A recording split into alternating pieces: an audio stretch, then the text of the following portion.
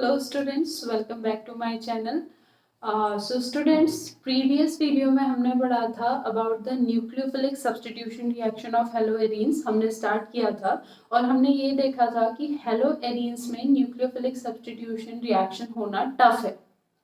ठीक है, जैसे हेलो एल्केन्स में हमने पढ़ा था कि न्यूक्लियोफिलिक सब्स्टिट्यूशन रिएक्शन इजीली हो जाती है, बट हेलो एरीन्स में न्यूक्लियोफिलिक सब्स्टिट्यूशन रिएक्शन होना टफ है, but it doesn't means that nucleophilic substitution reaction hello arenes में होती नहीं है. हेलोएरीन्स में भी न्यूक्लियोफिलिक सब्स्टिट्यूशन रिएक्शन होती है, लेकिन उसके लिए कुछ कंडीशंस हमने वहां पे अप्लाई करनी पड़ती है, कुछ सिचुएशंस वहां पे क्रिएट करनी पड़ती हैं, like pressure, temperature, electron withdrawing group. ये सारी चीजें जब हम वहां पे लेके आते हैं तो उसके बाद वहां पे क्या होती है, हमारी न्यूक्लियोफिलिक सब्स्टिट्यूशन रिएक्शन होती है.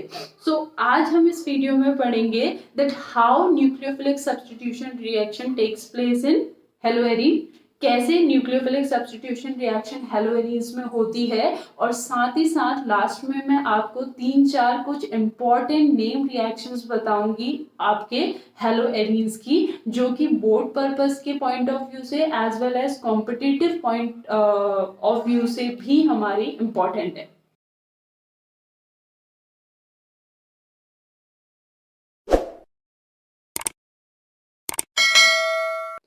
Okay, if I talk about halo alkane, अगर मैं हेलो एल्केन की बात करती, मैं कहती मेरे पास क्या है, सपोज मेरे पास क्लोरोमीथेन है और क्लोरोमीथेन से मैंने क्या बनाना है, मीथेनॉल बनाना है. ठीक है, यानी मैंने Cl की जगह OH को लेके आना है, Cl नेगेटिव को बाहर निकालना है और OH नेगेटिव को अंदर लेके आना है, यानी न्यूक्लियोफाइल मेरा OH नेगेटिव है. तो simply by using aqueous KOH और एक्वस NaOH और मॉइस्ट AgOH मैं वहां पे वो रिएक्शन कर सकती हूँ. सिंपल रिएक्शन होगी हेलो एल्केन्स के केस में. ठीक है, तो अगर मैं ये हेलो एरीन्स के केस में भी कहूँ कि मेरे पास सपोज यहाँ पे क्या है, सपोज आई हैव क्लोरोबेंजीन. ठीक है, आई हैव क्लोरोबेंजीन, मैं इसकी रिएक्शन करती हूँ एक्वस NaOH के साथ, एक्वस NaOH के साथ, और फिर मुझे यहाँ पे क्या मिल जाएगा, मैं कह दूं फिनॉल प्लस NaCl. तो ऐसा नहीं होता है, ये रिएक्शन इतनी आसान नहीं है. ठीक है, क्यों नहीं है, ये हमने प्रीवियस वीडियो में पढ़ा था कि क्यों हेलो एरीन्स में न्यूक्लियोफिलिक सब्स्टिट्यूशन रिएक्शन होना काफी टफ है. ठीक है, लेकिन होती है. ठीक है, जो आपका क्लोरोबेंजीन है वो आपका फिनॉल में कन्वर्ट होता है. तो वो कैसे कन्वर्ट होता है? ठीक है, पहला जो मेथड है इसको कन्वर्ट करने का वो है by using drastic conditions. drastic conditions. ठीक है, drastic conditions के अंदर क्या आ जाएगा हमारा, टेम्परेचर एंड प्रेशर. मतलब टेम्परेचर और प्रेशर की हेल्प से हम लोग इसको इसमें कन्वर्ट कर सकते हैं. अब देखिए कैसे. क्लोरोबेंजीन, ठीक है, when it reacts with NaOH 6 to 8%, 6 to 8% NaOH, या फिर आप एक्वस NaOH भी कह सकते हैं. ठीक है, अब अगर मैं यहाँ पे 623 केल्विन टेम्परेचर लूं और 300 एटमॉस्फेयर प्रेशर लूं, ये टेम्परेचर और प्रेशर यहाँ पे बहुत इंपॉर्टेंट है. ठीक है, these temperature and pressure are very very important. If I take 623 Kelvin temperature and 300 atm atmospheric pressure, then also उसके बाद भी ये किसमें कन्वर्ट होगा, आपका sodium phenoxide, that is ONA. Clear, और यहां से क्या निकलेगा, HCl. ठीक है, एंड देन उसके बाद ऑन एसिडिफिकेशन, ठीक है, जब इसकी रिएक्शन डाइल्यूट HCl के साथ होगी तब यहाँ पे हमारा क्या बनेगा, फिनॉल, और यहाँ पे क्या रिलीज होगा, NaCl. क्लियर, तो किसी किसी बुक में आपका क्या होता है, ये चीज लिखी होगी, ये रिएक्शन लिखी होगी और डायरेक्ट ये लिखा होगा, वो भी रिएक्शन सही है, वहां पे इंटरमीडिएट नहीं लिखा होता है. ठीक है, क्यों, क्योंकि यहाँ पे जो HCl यूज हो रहा है वो हमें यहाँ रिएक्शन से ही मिल जाता है. ठीक है, तो एसिडिफिकेशन यानी ये HCl इस सोडियम फिनॉक्साइड को फिनॉल में कन्वर्ट कर देता है, लेकिन डायरेक्टली फिनॉल नहीं बनता है, पहले वो सोडियम फिनॉक्साइड में कन्वर्ट होता है और फिर उसका एसिडिफिकेशन होता है, तब जाके वो किस में कन्वर्ट होता है, फिनॉल में कन्वर्ट होता है। और वो भी कब होगा, जब यहाँ पे हम ये दोनों टेम्परेचर और प्रेशर की कंडीशन रखेंगे। क्लियर? ठीक है। अब हम कहें कि अगर मैम हमने टेम्परेचर और प्रेशर की कंडीशन यहाँ पे इतनी नहीं रखनी है तो हम क्या करेंगे? ठीक है, तब हम यहाँ पे क्या करेंगे, देखो, second, by using electron withdrawing group at ortho and para position. Ortho और पैरा पोजिशन किसके रिस्पेक्ट में? इस हेलोजन के रिस्पेक्ट में। जो ये हेलोजन है इसके ऑर्थो और पैरा, ये दो ऑर्थो हो गए और ये एक पैरा हो गया। ठीक है, ये हमारा ये और ये ऑर्थो और दिस वन इज पैरा। तो इस हेलोजन के रिस्पेक्ट में ऑर्थो और पैरा पोजीशन पे अगर मैं इलेक्ट्रॉन विड्रॉइंग ग्रुप ले आऊं तो मुझे कम टेम्परेचर पे भी ये रिएक्शन मिल जाएगी। ठीक है, फॉर एग्जाम्पल दिस फिनॉल, ठीक है, Cl है, इसके मैं ऑर्थो पे ले आती हूँ NO2 ग्रुप। ठीक है, ऑर्थो पे ले आती हूँ NO2 ग्रुप। तो यहाँ पे ये है मेरा क्लोरो, ठीक है, ये है मेरा क्लोरो, इसके ऑर्थो पे आ गया मेरा NO2। ठीक है, अब अगर मैं यहाँ पे इसकी रिएक्शन कराऊं NaOH के साथ, ठीक है, तो यहाँ पे जो टेम्परेचर होगा 623 ना लेके अगर मैं 443 लूंगी तब भी ये रिएक्शन परफॉर्म हो जाएगी। यानी due two electron withdrawing group, electron withdrawing group होने की वजह से कम टेम्परेचर पे भी ये रिएक्शन प्रोसीड होगी। ठीक है, क्या बनेगा? ONA NO2 and then dilute HCl, it gives OH NO2। ठीक है, बाकी रिएक्शन पूरी सेम है। ठीक है, सिर्फ NO2 अपनी जगह पे रहेगा, बाकी रिएक्शन पूरी सेम है, लेकिन टेम्परेचर यहाँ कम हो गया है किसकी वजह से? Because of this NO2। एक और रिएक्शन देखिए, Cl NO2 NO2। अब यहाँ पे ऑर्थो और पैरा पे है NO2, लेकिन दो NO2 है, यहाँ पे एक NO2 था, यहाँ पे दो NO2 है। यहाँ पे रिएक्शन हुई एक्वस NaOH के साथ। ठीक है, यहाँ पे भी एक्वस NaOH ही था ये।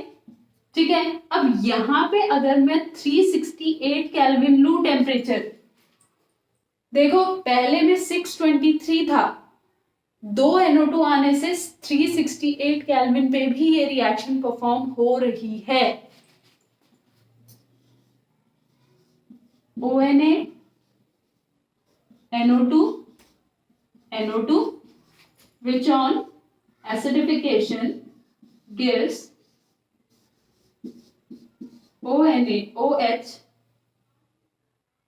OH NO2 NO। अब एक और रिएक्शन देखो, Cl NO2 NO2 NO2। Ortho और पैरा पोजीशन बोला था, तीनों पोजीशन कवर हो गई। इसमें तो अब मुझे NaOH लेने की जरूरत भी नहीं है। अगर मैं इसका सिंपल हाइड्रोलिसिस कर दूं, simple hydrolysis at 323 kelvin, simple hydrolysis at 323 kelvin, simple hydrolysis कर दूं अगर 323 केल्विन पे, तो मुझे यहाँ पे क्या होगा? यहाँ पे मिल जाएगा OH NO2 NO2 NO2 plus HCl। यानी 3 NO2 के आने से क्या हुआ? इंटरमीडिएट भी नहीं बना और NaOH की रिक्वायरमेंट भी नहीं हुई। सिंपल हाइड्रोलिसिस से मुझे क्या मिल गया? मेरा कंपाउंड। ठीक है, and this is picric acid, this is picric acid.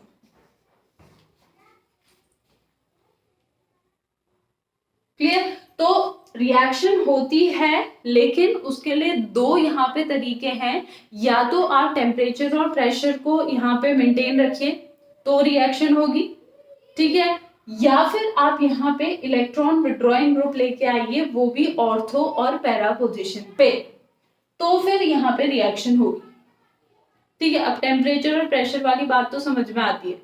अब इलेक्ट्रॉन विड्रॉइंग ग्रुप के आने से ऐसा क्या होता है कि कम टेम्परेचर पे भी ये रिएक्शन परफॉर्म हो रही है, वो देखिए। सो दिस इज माय 1-chloro-4-nitroबेंजीन, ये मेरा 1-chloro-4-nitroबेंजीन है, ठीक है। अब इसमें किसका अटैक होगा, NaOH का। NaOH से क्या मिलेगा हमें, OH negative as a nucleophile, we get OH negative as a nucleophile. अब OH नेगेटिव ने किसको रिप्लेस करना है, Cl को, तो किस कार्बन पे अटैक करेगा, जिस कार्बन पे क्या अटैच्ड है, Cl अटैच्ड है, क्लियर। सो OH नेगेटिव अटैक करेगा इस कार्बन पे। जैसे ही OH नेगेटिव इस कार्बन पे अटैक करेगा, इस कार्बन के ऑलरेडी 4 बॉन्ड हैं, OH बाहर से आएगा तो कितने बॉन्ड हो जाएंगे, 5, लेकिन कार्बन के 5 बॉन्ड पॉसिबल नहीं है, तो यहाँ पे क्या होगा, ये जो पाई बॉन्ड है ये टूटेगा और पाई बॉन्ड टूट के जाएगा यहाँ, क्लियर। सो रेजोनेटिंग स्ट्रक्चर क्या बन जाएगा,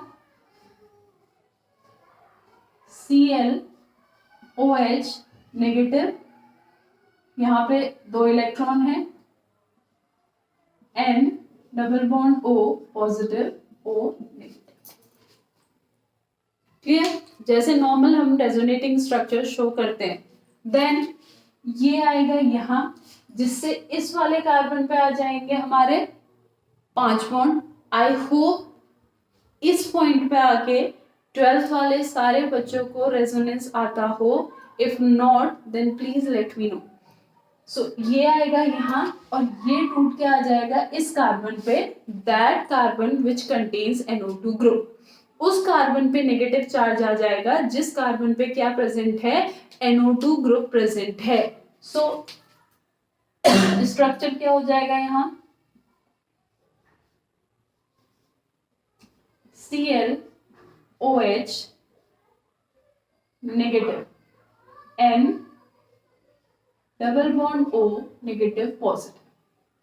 अब अगर ये नॉर्मल बेंजीन होता तो क्या होता, ये आगे को चले जाता, लेकिन क्योंकि ये नाइट्रो ग्रुप अटैच्ड हो चुका है यहाँ पे, nitro is electron withdrawing group, तो ये क्या करेगा, जैसे ही N के पास, अब देखिए N के पास शुरू से देखिए पॉजिटिव चार्ज है और इसके पास अब नेगेटिव आ गया है, तो ये क्या करेगा, इलेक्ट्रॉन को खींचने की कोशिश करेगा।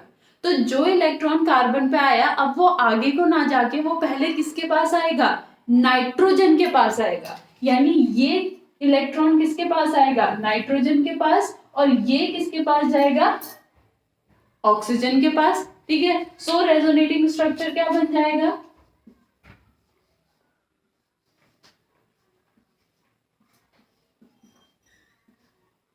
Double bond N single bond O negative N positive, clear. Then उसके बाद अगेन क्या होगा, ये वापस जाएगा यहाँ, जिससे ये वापस जाएगा यहाँ और ये जाएगा यहाँ, यानी ऑक्सीजन के पास जो पाई इलेक्ट्रॉन आया था वो दोबारा बॉन्ड बनाएगा, N ने जो बॉन्ड बनाया था वो दोबारा टूट के यहाँ पे बॉन्ड बनाएगा, और जैसे यहाँ पे बॉन्ड बनेगा, इस कार्बन के पास कितने बॉन्ड हो जाएंगे, 5, तो ये पाई इलेक्ट्रॉन टूट के यहाँ चले जाएगा, तो स्ट्रक्चर क्या बन जाएगा,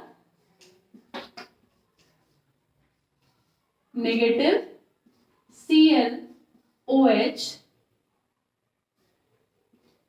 N single bond O negative double bond O, clear. Then क्या होगा, ये यहाँ जाएगा, Cl बाहर जाएगा और रिएक्शन कंप्लीट हो जाएगी। अब देखो हुआ क्या, NO2 ग्रुप के आने से क्या हुआ है, जो रेजोनेटिंग स्ट्रक्चर्स थे वो इंक्रीज हुए, रेजोनेटिंग स्ट्रक्चर्स इंक्रीज हुए हैं, और जो डीलोकेलाइजेशन है पाई इलेक्ट्रॉन का डीलोकेलाइजेशन बढ़ गया है, ठीक है। यानी कि हमने पढ़ा था कि आपका जो हेलोएरीन्स होते हैं वो रेजोनेंस की वजह से और इलेक्ट्रॉनिक रिपल्शंस की वजह से न्यूक्लियोफिलिक सब्स्टिट्यूशन रिएक्शन शो नहीं करते हैं। तो यहाँ पे NO2 ग्रुप क्या कर रहा है, बेंजीन के पाई इलेक्ट्रॉन को अपनी तरफ खींच रहा है, अपनी तरफ खींच रहा है, इसलिए बाहर से न्यूक्लियोफाइल उस पे आ रहा है। तो जितने ज्यादा NO2 ग्रुप होंगे उतना ही क्या होगा, आपका अट्रैक्शन होगा।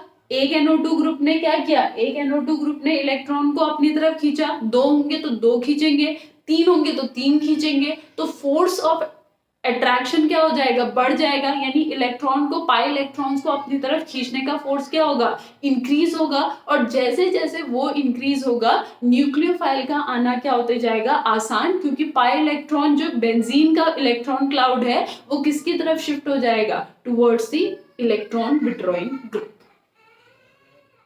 ठीक है, अब मैंने बात कही सिर्फ ऑर्थो और पैरा पोजिशन पे, ठीक है, मैंने मेटा पोजिशन की बात नहीं कही। अब देखते हैं मेटा पोजिशन पे ऐसा क्या होता है कि हमने मेटा पोजिशन की बात नहीं कही।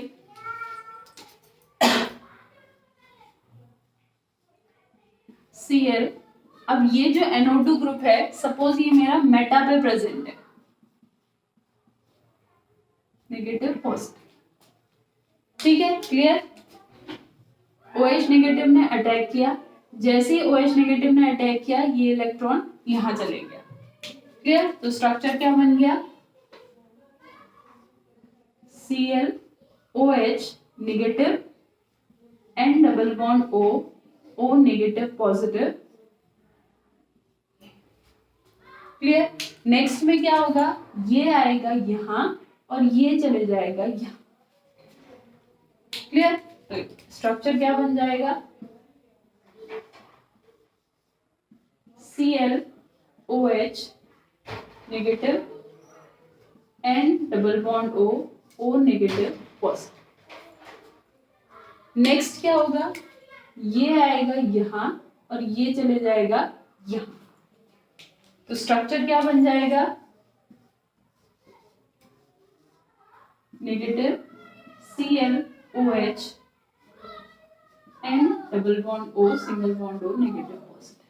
अब देखो इनमें से किसी भी स्ट्रक्चर में क्या आपको उस कार्बन पे नेगेटिव चार्ज मिल रहा है जिस कार्बन पे NO2 ग्रुप है, नहीं, इसमें भी नहीं है, इसमें भी नहीं है, इसमें भी नहीं है। लेकिन इसमें क्या था, इस वाले स्ट्रक्चर में, इस वाले स्ट्रक्चर में क्या था, उस वाले कार्बन पे नेगेटिव चार्ज आया था जिस कार्बन पे क्या प्रेजेंट है, मेरा NO2 ग्रुप, जिस वजह से NO2 ग्रुप ने इलेक्ट्रॉन को अपनी तरफ खींचा। लेकिन मेटा में ये चीज पॉसिबल नहीं है। इट मींस मेटा में आपका जो रेजोनेंस इफेक्ट है वो पॉसिबल नहीं, ठीक है, मेटा में आपका रेजोनेंस इफेक्ट पॉसिबल नहीं है, ठीक है। इसीलिए मैंने कहा आपसे कि आपका अगर इलेक्ट्रॉन विड्रॉइंग ग्रुप ऑर्थो और पैरा पोजीशन पे आता है तो भी न्यूक्लियोफिलिक सब्स्टिट्यूशन रिएक्शन क्या होगी, फास्टर रेट से होगी, ऑर्थो और पैरा पोजीशन। इतना क्लियर हुआ, ठीक है। और ऑर्थो और पैरा में से भी ज्यादा किस में होगी, पैरा में, क्योंकि ऑर्थो में वहां पे स्टेरिक हिंड्रेंस का केस आ जाता है, तो सबसे ज्यादा पैरा में, फिर ऑर्थो में।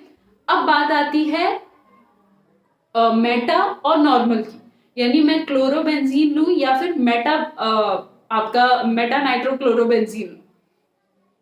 अगर मैं इन दोनों की बात करूं तो मेटा में ज्यादा इजीली न्यूक्लियोफिलिक सब्स्टिट्यूशन रिएक्शन होगी because of inductive effect.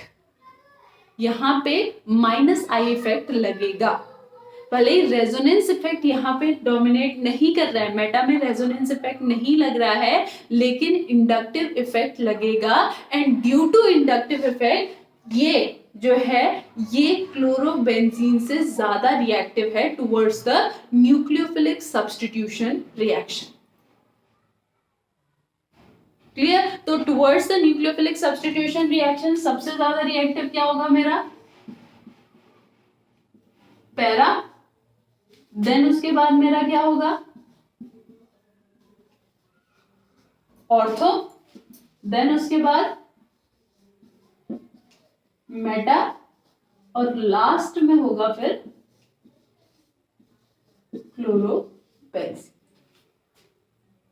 Clear? एक मेटा पहले क्यों आया? Because of the inductive effect, और इन दोनों के बाद क्यों आया? Because of the resonance effect. इसमें रेजोनेंस इफेक्ट नहीं लगता है, इसीलिए इन दोनों के बाद आया, लेकिन इंडक्टिव इफेक्ट लगता है, इसलिए इन दोनों से पहले आया। क्लियर? आई होप ये क्लियर हुआ होगा। जितने बच्चों को ये रेजोनेटिंग स्ट्रक्चर्स ड्रॉ करने आते हैं उनको ये 101% क्लियर होगा, ये मेरी गारंटी है। ठीक है, तो रेजोनेटिंग स्ट्रक्चर्स अगर आपको आते हैं तो ये कॉन्सेप्ट समझना बिल्कुल भी डिफिकल्ट नहीं है। And if you don't know resonating structure then please let me know, I will make the video on that one also. Okay, ठीक है। सो ये है हमारा nucleophilic substitution reaction of haloarene. Now मैंने आप लोगों से कहा था कि मैं लास्ट में आप लोगों को कुछ इंपॉर्टेंट नेम रिएक्शंस भी बताऊंगी जो बोर्ड पॉइंट ऑफ व्यू से as well as competitive point of view से इंपॉर्टेंट है। सो अब हम वो पढ़ेंगे। So first is reaction with sodium. First is reaction with sodium. ठीक है, अब सोडियम के साथ कोई भी हमारा हेलोएरीन रिएक्ट करता है, क्लोरोएरीन, ब्रोमोएरीन, आयोडोएरीन, कोई भी रिएक्ट करता है यहाँ पे, तो हम कोई भी ले लेंगे यहाँ पे। तो सिंपली अब यहाँ पे दो रिएक्शंस होती है बेटा, एक तो होती है बिटवीन हेलोएरीन एंड हेलोएरीन, और दूसरी होती है बिटवीन हेलोएरीन एंड हेलोएल्केन। ठीक है, सोडियम के साथ ही होती है, लेकिन एक बार दोनों हेलोएरीन होंगे और एक बार एक हेलोएरीन होगा तो दूसरा हेलोएल्केन होगा। ठीक है, for example bromoalkane, sorry bromobenzene plus Na plus CH3CH2Br, that is bromoethane. ठीक है, in the presence of dry ether gives ethyl benzene, ethyl benzene, ethyl benzene plus NaBr। यानी यहां से आपका Br निकलेगा, यहां से Br निकलेगा Na, और ये दोनों आपस में रिएक्ट हो जाएंगे। ठीक है, this reaction is known as Wurtz-Fittig reaction। Wurtz-Fittig reaction। तो ये आपको नेम रिएक्शंस याद रखनी है, इनकी मैकेनिज्म आपके 12 पॉइंट ऑफ व्यू से उतनी इंपॉर्टेंट नहीं है, लेकिन अगर आपको फिर भी इनमें से किसी की मैकेनिज्म अगर रिक्वायर्ड होगी then let me know, I will give the mechanism of that reaction.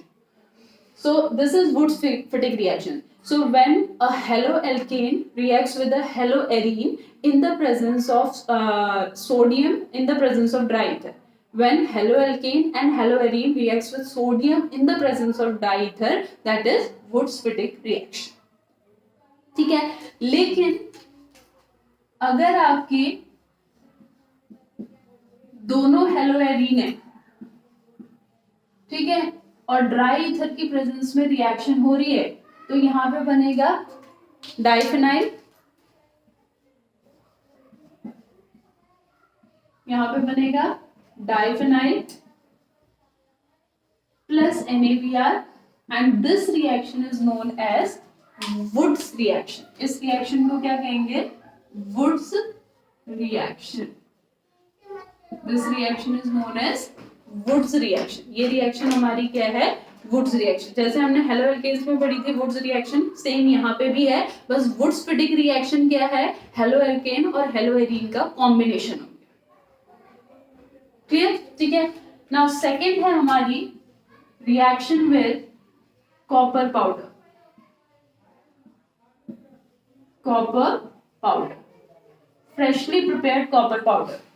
तो हेलोएरीन की रिएक्शन, और स्पेशली हम यहाँ पे क्या लेते हैं आपका आयोडोएरीन। ठीक है, जब हम आयोडोएरीन को क्या करते हैं, फ्रेशली प्रिपेयर्ड कॉपर पाउडर के साथ हीट करते हैं इन a shield tube.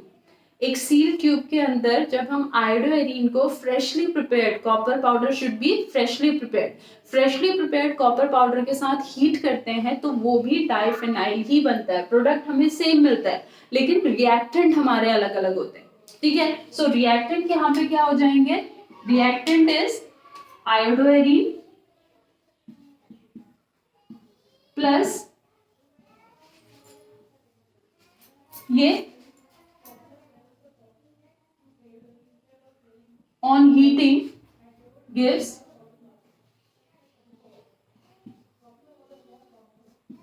plus CuI। ये भी मेरा डाइफिनाइल ही देता है लेकिन रिएक्टेंट्स अलग हैं and this reaction is known as Ullmann biaryl synthesis. This is Ullmann biaryl synthesis. ये मेरी क्या है, अल्मेन बायरल सिंथेसिस। तो 3 नेम रिएक्शन आ गई, Wurtz Fittig reaction, Wurtz reaction, Ullmann biaryl synthesis. ठीक है, नेक्स्ट है हमारा थर्ड रिएक्शन विद मैग्नीशियम। तो मैग्नीशियम के साथ रिएक्ट करके हमें पता है ये क्या देता है, ग्रिग्नार्ड रिएजेंट देता है। ठीक है, लेकिन अगर मेरा ब्रोमोएरिन और आयोडोएरिन है, इफ आई हैव ब्रोमोएरिन एंड आयोडोएरिन तो रिएक्शन क्या होगी, Br plus Mg in the presence of dry ether on heating gives MgBr। Simple है, क्लियर, सिंपल है। बट और यहीं पे अगर आयोडीन होता तो यहाँ पे हमारा MgI आ जाता, लेकिन अगर यहाँ पे क्लोरोएरिन है, इफ आई हैव क्लोरोएरिन, ठीक है, अगर मेरे पास क्लोरोएरिन है तब क्या होगा, देखो Cl प्लस Mg। अब यहाँ पे प्रेजेंस में डिफरेंस आ जाता है, यानी ये रिएक्शन हमारी ड्राई ईथर के प्रेजेंस में नहीं होती है, ये रिएक्शन होती है हमारी in the presence of dry THF।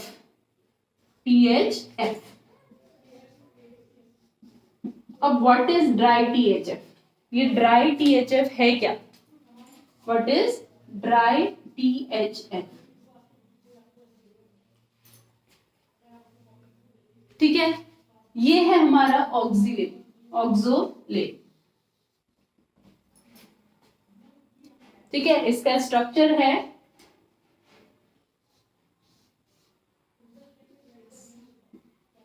और ये इसका स्ट्रक्चर है, ये एक हेटेरो एटम है, हेटेरो कंपाउंड है।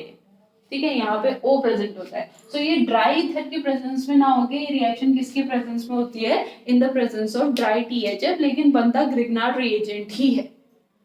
ठीक है, ये हमारे ग्रिग्नार्ड रिएजेंट है। नेक्स्ट है हमारा फोर्थ रिएक्शन विद लिथियम।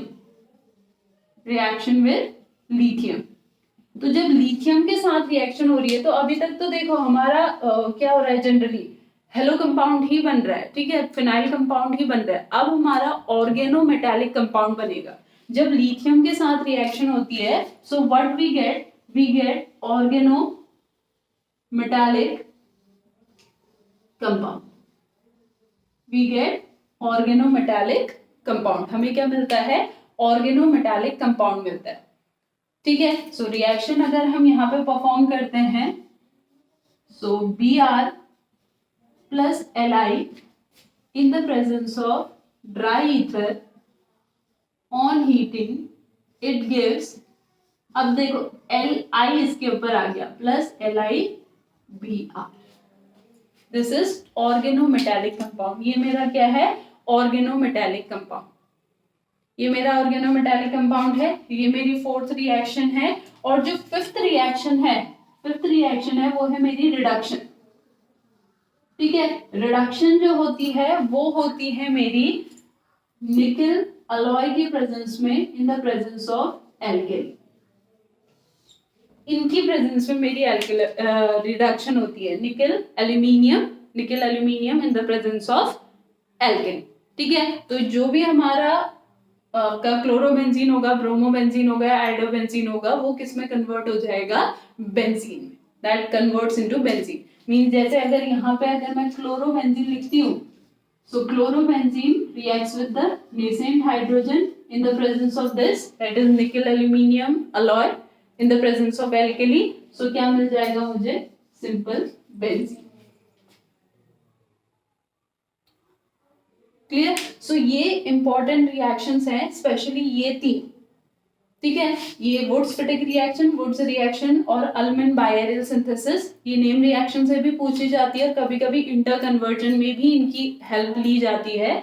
और यहाँ पे रिएक्शन विद मैग्नीशियम में क्लोरोबेंजीन वाला case, that when chlorobenzene reacts with magnesium, we didn't take dry ether, we take dry THF, that is thiohydroxofuran, that is oxalate। तो ये चीज आपने ध्यान रखनी है। क्लियर, तो ये कुछ इंपॉर्टेंट रिएक्शंस थी हमारी हेलोएरीन्स की, जो बोर्ड पॉइंट ऑफ व्यू से काफी इंपॉर्टेंट है। सो नेक्स्ट वीडियो में हम लोग इलेक्ट्रोफिलिक सब्स्टिट्यूशन ऑफ हेलोएरीन्स के बारे में पढ़ेंगे।